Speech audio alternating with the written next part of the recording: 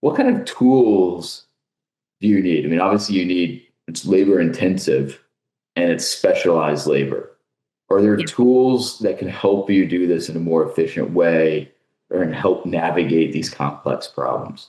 Back in the day, we did everything in Excel and it was labor intensive and awful. I did it myself because I worked at a health system and we would calculate kind of the variance in work RVUs and productivity. And then we compare that to the numbers that were given to us or the projected numbers given to us by the finance department.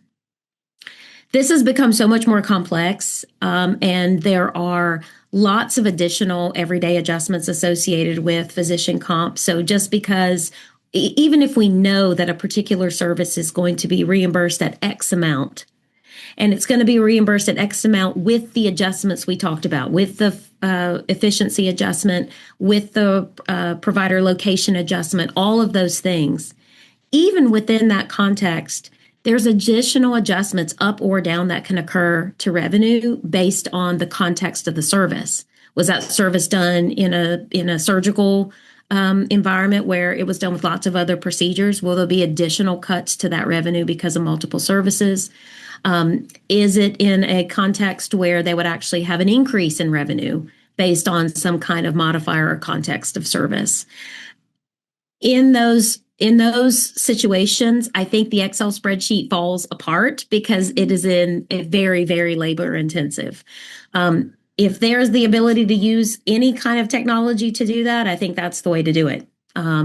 It allows you then to not only project what that actual reimbursement change is, but it simultaneously identify how that's going to impact compensation. So those two numbers that we talked about, comparing the revenue number and then the productivity value number, you can get to those at the same time with the same adjustments applied, which is key. Because otherwise, you're kind of comparing apples to oranges. You're saying, we anticipate this change in revenue, but you're not considering all the same adjustments when you're looking at the work RVU. And you need to do both, or else the productivity to compensation ratio gets really out of whack. And I think that's important to keep that